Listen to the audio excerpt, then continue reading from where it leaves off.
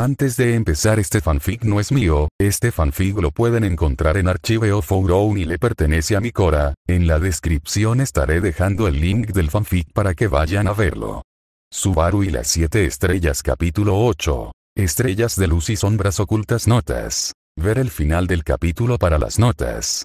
Texto del capítulo: Eris, ya tienes listo el glaseado del pastel. Gritó Piama mientras se dirigía a toda prisa hacia la cocina. ¿Qué? Pensé que eso lo haría Celia. Yo estoy adornando la sala. Respondió Eris desde la estancia principal, ocupada colocando decoraciones en las paredes. Celia, quien sí estaba en la cocina, escuchó el alboroto y replicó con cierta exasperación. Yo estoy preparando los chips y los refrescos. Creí que tú ya habías hecho el glaseado, Eris. Se suponía que todos íbamos a encargarnos de la sala. ¿En serio? Por ol. Bueno, voy a hacerlo ahora mismo. ¿A qué se debía tanto desorden y griterío por parte de las doncellas? Pues, el motivo era sencillo pero significativo. Las estrellitas estaban de cumpleaños. Iban a celebrar su primer año de vida en este mundo. Habían pasado 5 meses desde la última reunión con Anastasia. Desde entonces, la empresa Pleiades no solo se mantenía a flote, sino que ya generaba ganancias brutas superiores a las 9.000 monedas de oro sagrada. Y en cuanto a Subaru Natsuki, el fundador y cerebro detrás de las cremas que causaban sensación en Banan y más allá, su mente ya planeaba la siguiente expansión. Nuevos productos, nuevas líneas, con el capital asegurado, la inversión era cuestión de tiempo. Actualmente, el joven empresario de 16 años se encontraba en su habitación, concentrado en vestir a la pequeña Casiopeia con un vestido amarillo adornado con girasoles que él mismo había bordado. Meryl y Tibia también estaban ocupadas, cambiando a Andrómeda y Maya respectivamente. Las criadas principales de la casa llevaban su atuendo habitual de trabajo. Vestidos negros cortos por encima de las rodillas, delantales blancos, cofias, guantes y medias blancas. Aunque Subaru les había ofrecido la libertad de vestir como quisieran, ellas insistieron en que, siendo profesionales, debían mantener un estándar mínimo. Y como estaban más que acostumbradas, no veían inconvenientes en continuar con esos uniformes. En contraste, Subaru vestía una camisa blanca, ligeramente abierta en el pecho, pantalones negros ajustados y botas. En la ciudad de Banan, y exagerando, quizás también en Kararaji, ya se decía que era uno de los jóvenes más codiciados. ¿Y cómo se enteraron de su estado civil? La respuesta tenía nombre: Alibel. 2 meses antes, en su cumpleaños, sus allegados organizaron una pequeña celebración. Asistieron las 5 doncellas, Alibel, los 5 primeros empleados de Pleiades y Hiro, el artesano que estaba perfeccionando sus ideas más recientes. El evento tuvo lugar en un elegante local de la ciudad. Entre risas y copas, le ofrecieron alcohol, pero Subaru se negó cortésmente. No tengo la edad para beber, dijo simplemente, sin titubear. Fue entonces que Alibel, siempre el provocador del grupo, alzó la voz con su tono habitual. ¿Quién lo diría? Nuestro Susan es un hombre perfecto. No fuma, no bebe, tiene dinero, es medio agraciado y, además, es un padre cariñoso y responsable. Jordán, curioso por el tono adulador, se animó a preguntar. Jefe, con todo ese currículum, seguro tiene una supermodelo como pareja, ¿no? Matías añadió con zona. O varias, una por cada sucursal de Pleiades. Subaru se sonrojó ante los comentarios y trató de aclarar. Oigan. No soy un mujeriego que va por ahí con una o varias. Hace tiempo que no tengo ninguna relación, dijo, forzando una sonrisa al recordar la coartada de Amaris. Mauro, con tono travieso, remató. Con todo respeto, jefe, eso será verdad, pero sus hijas no parecen respaldar esa versión. Hiro, que había estado callado, murmuró con interés. Y si me permiten decirlo, las 7 son bellas. Seguro que sus madres también lo eran. Chicos, ya saben que todos fueron adoptados, excepto Amaris, respondió Subaru, un poco incómodo. Isaac, con actitud despreocupada. Es cierto, es cierto. Pero en fin, jefe, si necesita ayuda para liberar el estrés acumulado, conozco un par de lugares interesantes. Alibel no tardó en sumarse a la conversación. A 2 kilómetros al norte de esta posada hay uno que les puedo recomendar. Pero entonces sucedió algo. El ambiente, que había sido alegre y relajado, se volvió frío. No era una metáfora. Todos lo sintieron. La causa: las sonrisas nada amistosas de las doncellas de la casa. Meryl fue la primera en hablar, su voz tan fría como el hielo. Subaru-san no es ese tipo de hombre que anda con una o varias y las deja desparramadas por ahí. Celia, con una aura protectora palpable.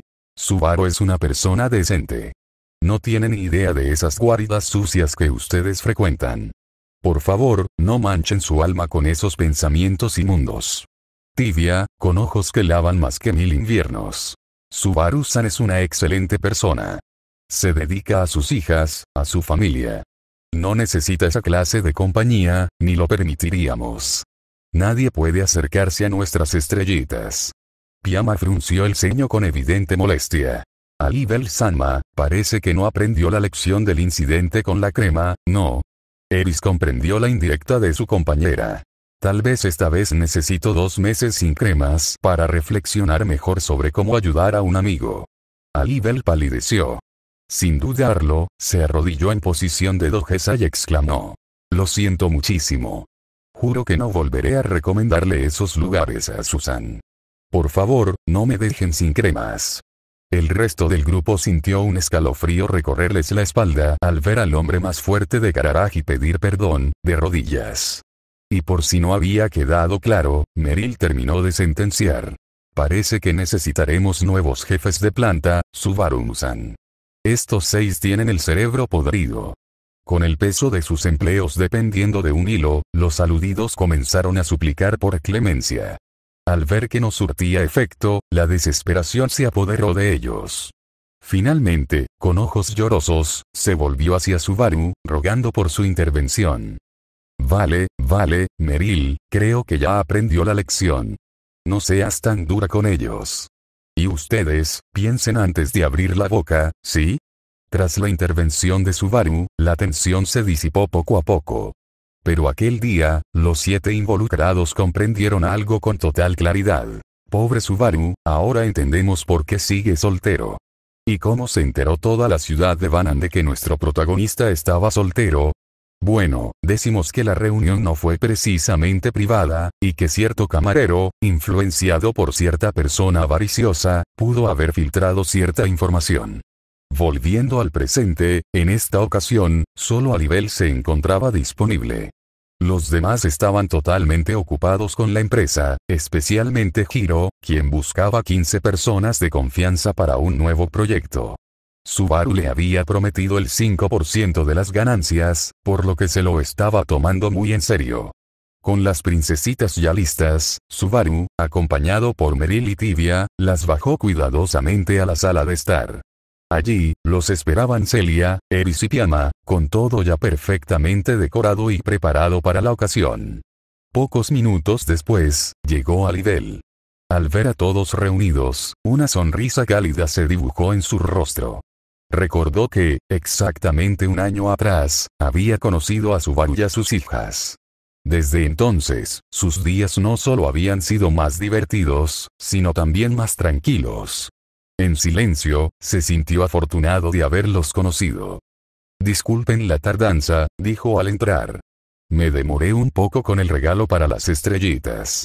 Acto seguido, Alibel sacó 7 kunais, cada uno envuelto en una aura pesada e inconfundible. El ambiente se tensó ligeramente ante lo inusual del presente, y Subaru, con visible curiosidad, intervino. ¿Qué regalo tan particular, Alsan? Aunque, ¿no crees que son un poco pequeñas para manejar armas? Pero Alibel, como si ya esperaba esa respuesta, contestó con seguridad. Para nada, Susan. Estas armas están encantadas con una hechicería especial. Eliminan cualquier maldición que yo conozca. Solo pueden usarse una vez, pero su activación es automática. Además, agregó señalando a 3 de las niñas, puedo ver que Andrómeda-chan, Karina-chan y Maya-chan les agradan mucho. Y tenía razón. Las 3 mencionadas, al ver los kunais, comenzaron a alzar sus pequeños brazos, intentando alcanzarlos con entusiasmo. Meryl, sonriente, acercándose con gratitud. Gracias por el regalo, Alibel-sama. Cuando las niñas crezcan un poco más, definitivamente podrán llevarlas consigo a todas partes. Bueno, dijo Subaru, algo nervioso, mientras se preparaba para dar un pequeño discurso. Quisiera, antes que nada, agradecerles a todos por estar presentes en una fecha tan importante para mis hijas. Este ha sido un año maravilloso. Un año en el que mis estrellas y yo pudimos conocer a un gran amigo y a su tío. Miró con cariño a Alibel, que le respondió con una sonrisa. A dos hermanas que se han convertido en mis mejores amigas y en las tías adoptivas de mis hijas. Esas palabras provocaron que Meryl y Tibia sonrieran con los ojos vidriosos de emoción. Y también a tres personas sin las cuales este hogar no se sostendría. Personas que cuidan de mis hijas, nos protegen y en quienes confío plenamente. Las miradas de Celia, Eris y Piama se suavizaron, llenas de cariño hacia Subaru y las pequeñas. Así que, gracias por todo. Estoy seguro de que, si mis hijas pudieran hablar, expresarían lo mismo. Espero que podamos celebrar muchos más cumpleaños, y que mis hijas crezcan sanas y rodeadas de amor. Los presentes aplaudieron con suavidad, sin romper la atmósfera acogedora. La sala estaba repleta de juguetes y ropa nueva para las niñas. Todo transcurría con calma, hasta que, se oyó, entrecortado. Todos miraron sorprendidos hacia Spica, que acababa de pronunciar sus primeras palabras. Subaru, más rápido que un rayo, corrió hasta ella y la levantó en brazos, con el corazón latiéndole con fuerza. Papá. Repitió Spica, sonriente, feliz de que su padre la sostuviera. Subaru, con lágrimas en los ojos, comenzó a llenarla de besos y palmaditas, sin poder contener la alegría. Sentado cerca, Karina, junto a Lyra, observaban la escena. Como si se hubieran puesto de acuerdo, ambas comenzaron a repetir. Subaru ya no estaba en la tierra. Estaba en el cielo. Saltaba de un lado a otro, tan emocionado como un niño, que legalmente en Japón, aún lo era, y exclamaba con orgullo. Lo escucharon. Mis estrellitas dijeron sus primeras palabras. Y fue papá. Omar, yo. Los demás lo observaban con sonrisas en los labios. Era la primera vez que lo veían tan desbordado de felicidad. Y entendían por qué. Aunque Subaru siempre se mostraba alegre, llevaba mucho sobre los hombros, y probablemente se había obligado a madurar antes de tiempo por el bien de sus hijas. Esa sonrisa pura y radiante, todos en la sala juraron protegerla. Pero el destino tenía preparada una última sorpresa. Andrómeda, Casiopeia y Maya también comenzaron a decir sus primeras palabras, todas las variaciones de papá. El corazón de Subaru apenas podía soportar tanta emoción. Sin embargo, fue Amaris quien realmente sorprendió a todos. Gateando en dirección a Meryl y Tibia, alzó sus pequeños brazos élficos y murmuró. El cuarto quedó en completo silencio. Y luego, las lágrimas comenzaron a brotar. Meryl y Tibia, con sonrisas maternales tan dulces como el amanecer, la abrazaron con fuerza. Subaru se acercó en silencio y les dio una suave palmada en los hombros. Ambas cargaron a Amaris y comenzaron a colmarla de cariño. Al ver que Amaris recibía atención doble, Andrómeda, como si comprendiera lo que pasaba, con una sorprendente madurez para su edad, dijo con esfuerzo. Fue un día colmado de emociones. Un día de risas, lágrimas y recuerdos hermosos. Y aunque Piama, Eris, Celia e incluso Alibel sintieron una ligera punzada de tristeza al no haber sido mencionados por las cumpleañeras, en el fondo se alegraban profundamente. Sabían que, sin importar los títulos, siempre habían estado allí para ellas. Siempre lo estarían. Parte 2 en Lugúnica, al norte, cerca de la frontera con Gusteco, en la imponente mansión Matters, su dueño, Roswaal L. Matters, hojeaba en silencio el informe que había solicitado hacía 7 meses. Mientras pasaba página tras página, su mente volvió automáticamente a aquel día en que todo comenzó. Se encontraba en su despacho, firmando documentos oficiales en calidad de mago de la corte real, cuando una presencia familiar se acercó. Ram, su fiel sirvienta, le ofrecía una taza de té humeante. Fue entonces que lo sentí. El Evangelio. Un cosquilleo en el aire, una presión en el pecho, y la certeza ineludible de que un nuevo mensaje había llegado. Con un solo vistazo a su grimorio, Roswaal quedó congelado. Ram, retírate, ordenó, con un tono más serio de lo habitual. La joven obedeció sin protestar. En la soledad del cuarto, el mago leyó con atención. Un joven con la capacidad de alterar el destino acaba de llegar a Priestella. Por el momento, dirígete allí y descubre quién es. Envía a un espía o informante que te dé detalles sobre él. Sus ojos se entrecerraron. Eso no es correcto, según sus cálculos, es decir, según lo que el Evangelio le había mostrado, ese joven debía llegar 6 años después. Y lo haría para salvar a la semielfa que más adelante acogería, justo después de que ésta perdiera su anillo que certifica su estatus como candidata real. Pero ahora, ya estaba aquí. Sin perder un solo segundo, Roswaal emprendió vuelo hacia Priestella. Si bien oficialmente era parte del reino de Lugúnica, muchos, especialmente los lugareños, la consideraban parte de Cararaji.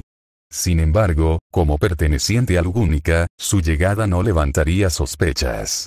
Volar sin descanso le tomó casi 2 días, una proeza que pocos podrían igualar. Había un problema, claro.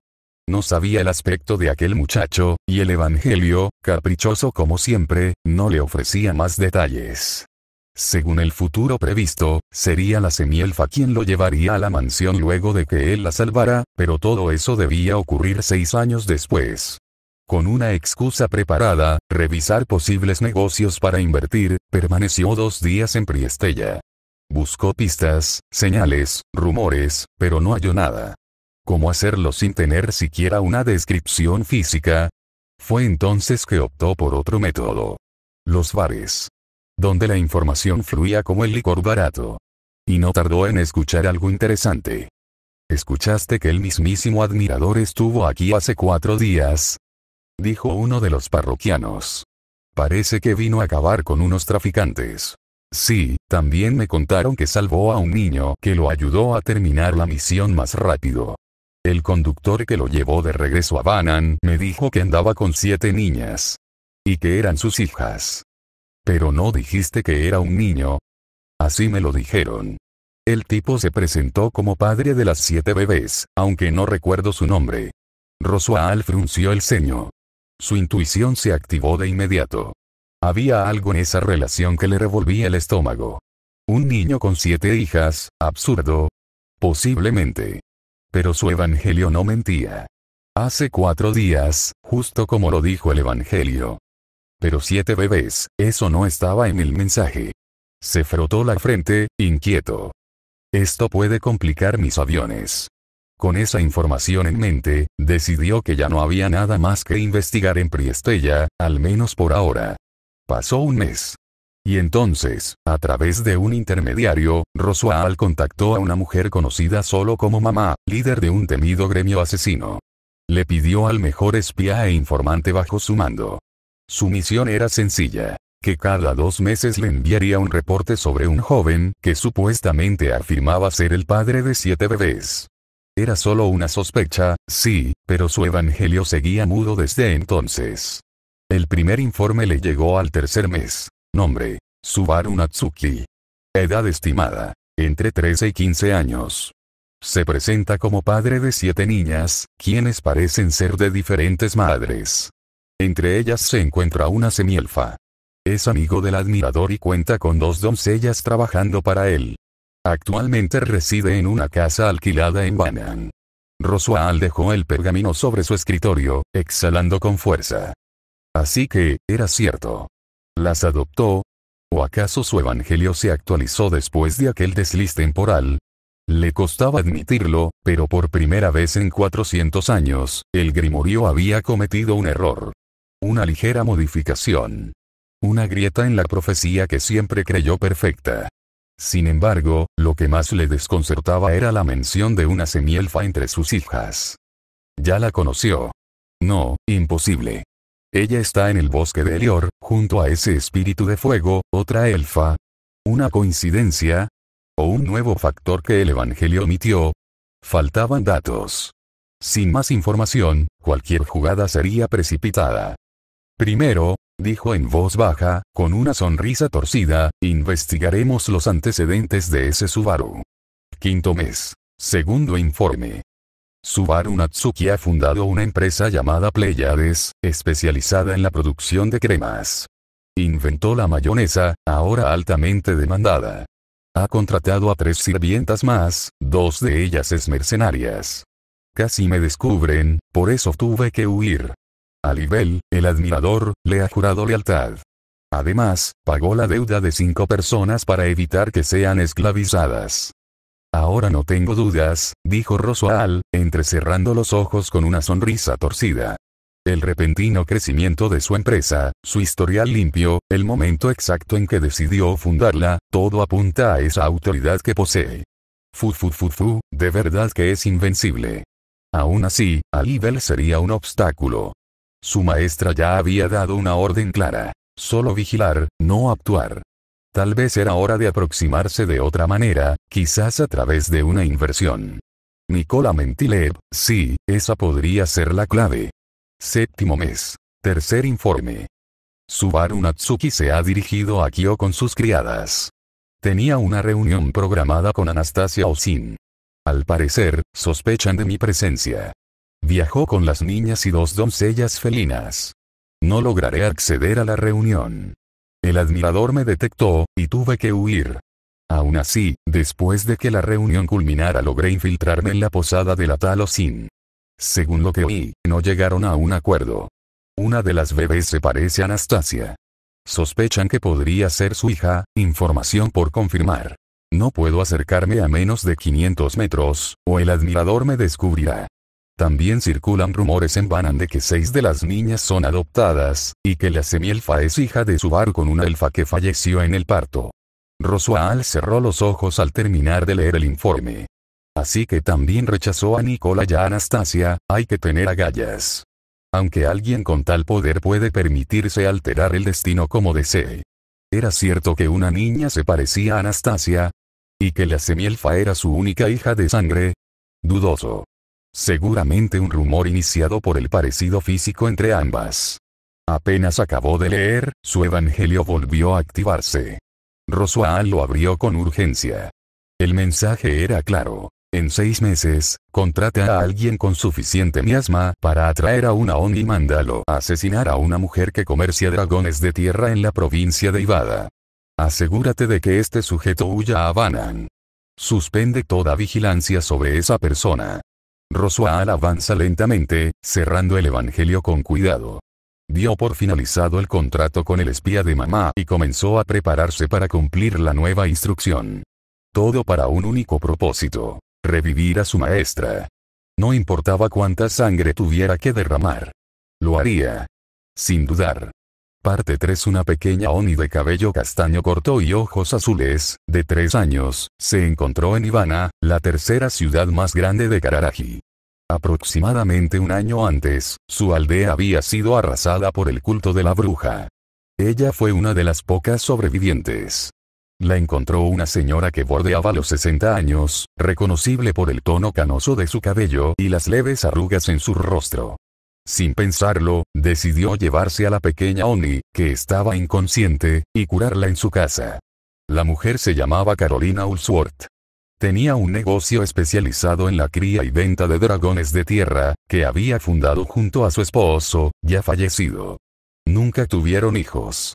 Al principio, Reise, así se llamaba la pequeña Oni, se mostró desconfiada de Carolina.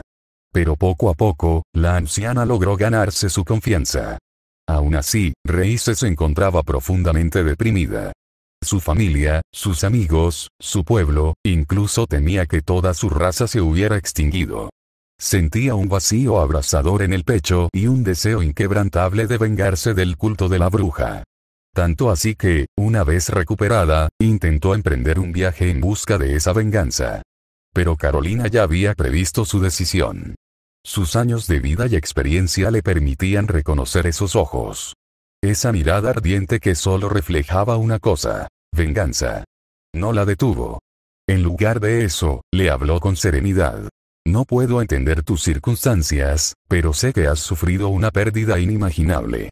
Yo también perdí al amor de mi vida hace 3 años. Lo asesinaron mientras intentaban robarle las ganancias de nuestro negocio. Rei se quedó sorprendida por el comentario de Carolina. Detuvo su paso, intrigada por lo que tenía para decir. La mujer continuó. Quise asesinarlos con mis propias manos. Pero sabía que probablemente moriría, porque no soy fuerte. Incluso pensé en contratar mercenarios para vengarme, pero entonces me pregunté, ¿ese sería el camino que él desearía para mí? La respuesta fue no. Él simplemente quería que yo fuera feliz. Dejarse consumir por el odio, solo te destruye a ti y a quienes te rodean. Carolina se acercó con lentitud, y con delicadeza acarició el rostro de la pequeña Oni. Rei hizo no rechazar el gesto. Entonces, la mujer culminó su mensaje. Sé que las personas que perdiste te amaban, y tú también las amabas. Sé que quieres justicia. La caricia, suave y maternal, le hizo recordar a Reise como su madre solía mimarla con ternura. Carolina prosiguió. ¿Sabes lo que pasó con los asesinos de mi esposo?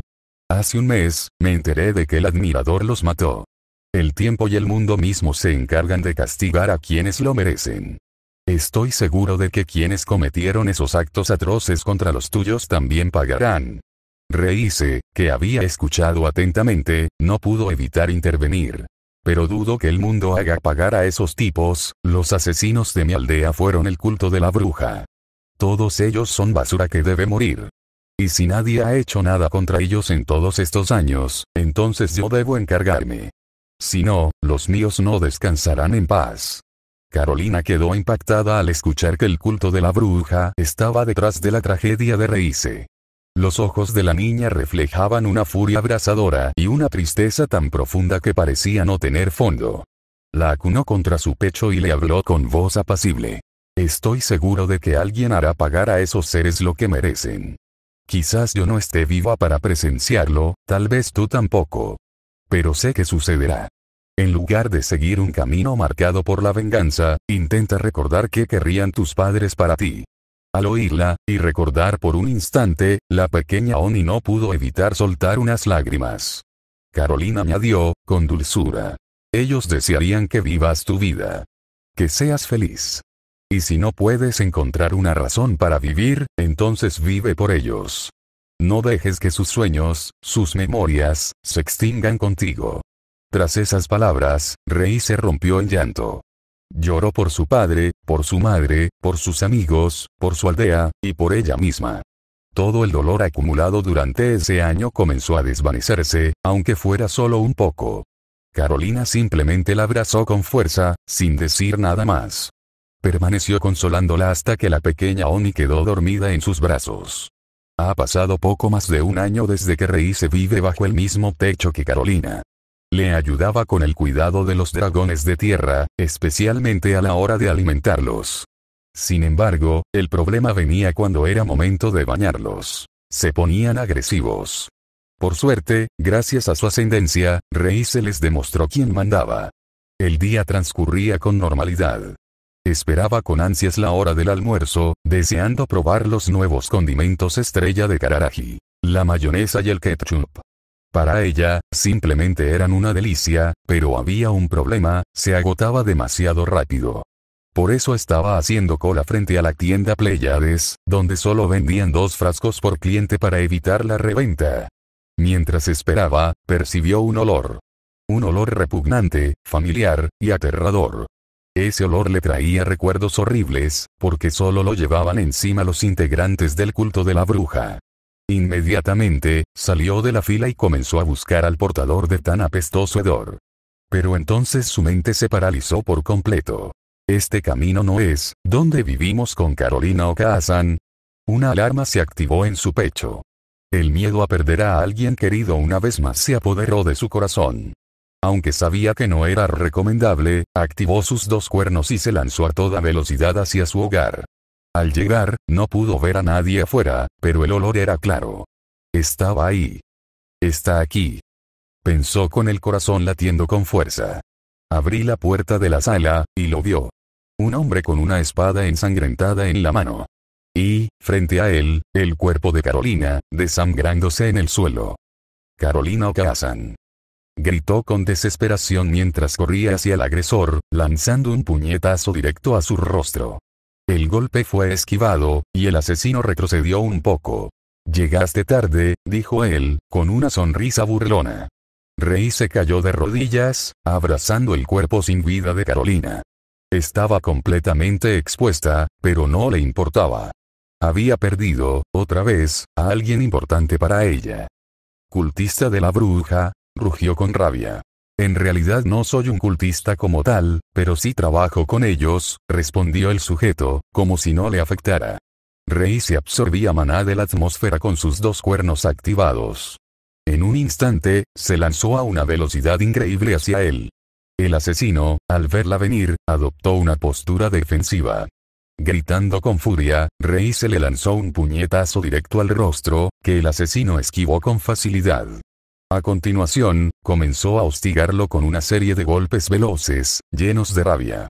Sin embargo, él solo los esquivaba o bloqueaba con el brazo, usando el método del flujo. En uno de los intercambios, el asesino encontró una abertura y le propinó una patada en el estómago. Rey se escupió sangre.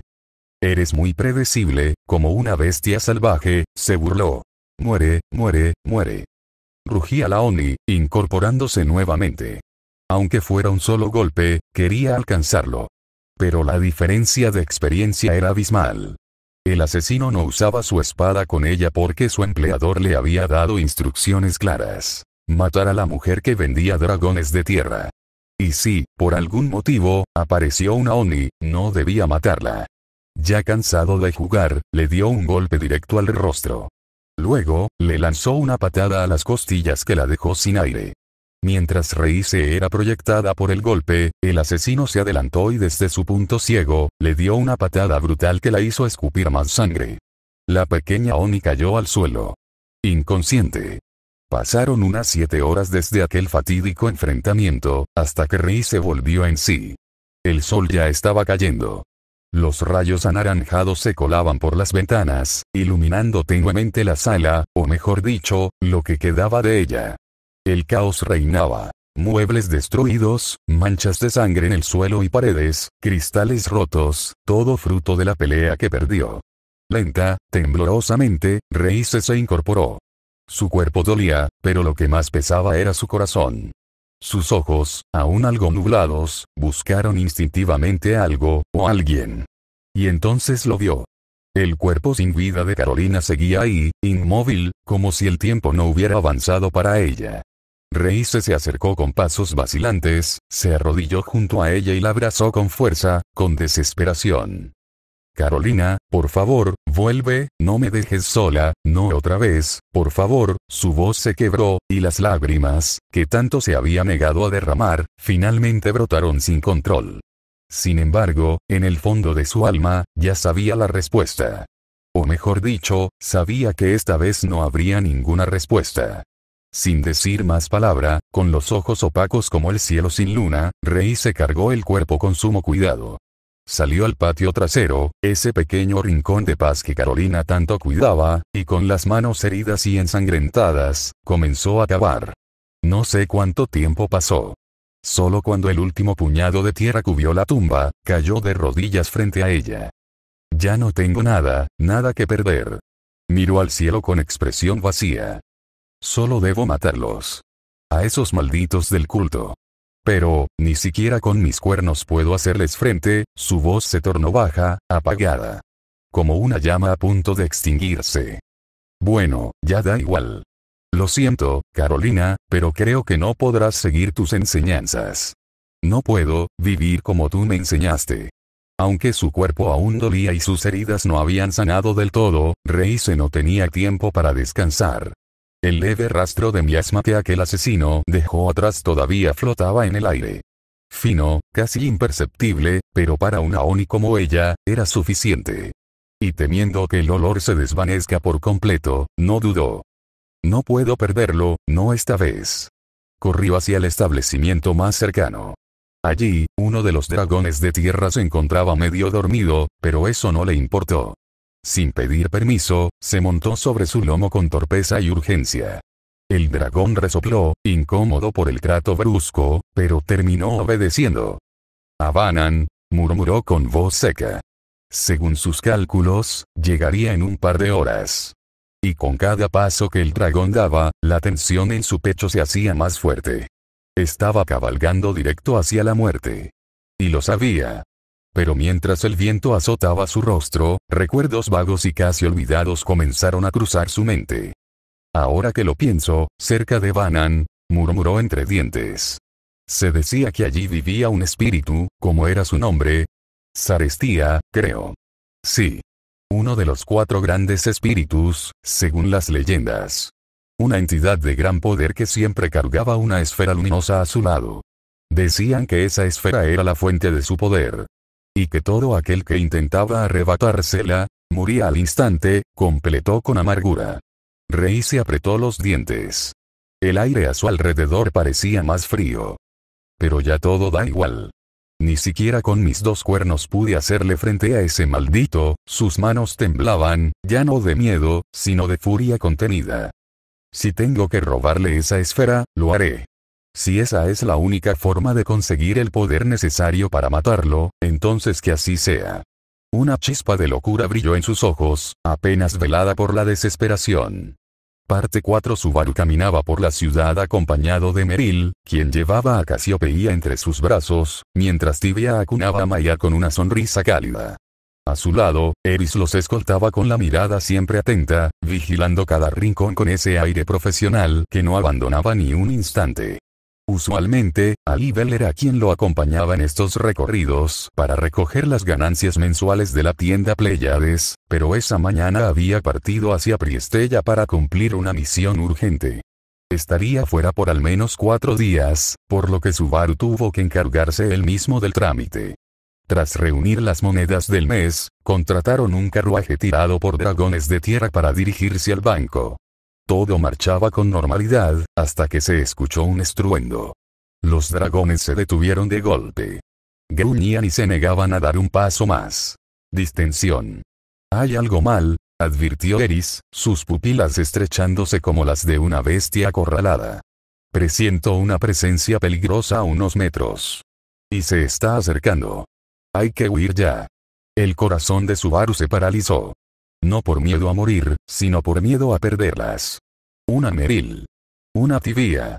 A sus hijas. «Bajen todos, rápido», gritó, ayudándolas a descender mientras el caos empezaba a apoderarse de la plaza. Gente corría. Gritos por todos lados.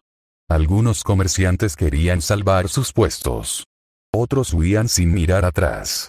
Y entonces, al suelo. Rugió Eris. Una ráfaga de maná cruzó el aire con un silbido mortal. En un instante, media docena de puestos fueron reducidos a astillas. Cadáveres por doquier. Sangre que empapaba las piedras. Un hedor metálico que helaba la piel.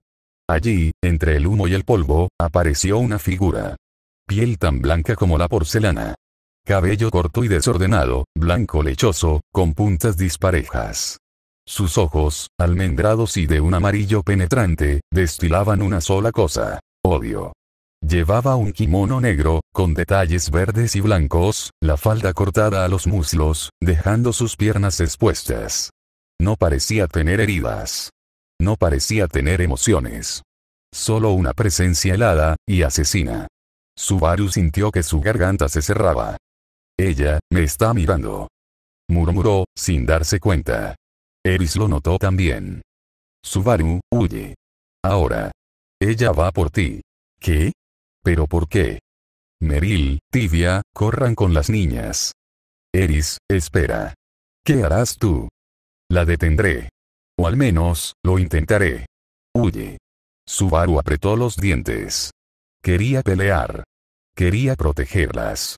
Pero sabía que si se quedaba, todos morirían. Así que con el corazón roto, giró sobre sus talones y corrió. Detrás, Eris lanzó un rugido de guerra y se abalanzó sobre el atacante. Dominaba el flujo de maná como pocos, confiaba en sus puños. Pero el choque fue desigual. Con un simple movimiento de brazo, la mujer lanzó una ráfaga tan poderosa que la mandó volando con una herida abierta en el torso. Subaru dobló por un callejón, jadeando, con el pecho a punto de explotar. ¿Por qué? ¿Por qué viene por mí? ¿Será por el negocio? No, no tiene sentido. No es dinero lo que quiere. Ella quiere matarme. ¿Pero por qué? ¿Será por los bandidos de la primera vez? No pudo terminar la idea. Un corte le abrió la espalda. Cayó al suelo, y antes de poder girarse, sintió el filo rozar su cuello. Muere. La voz era suave.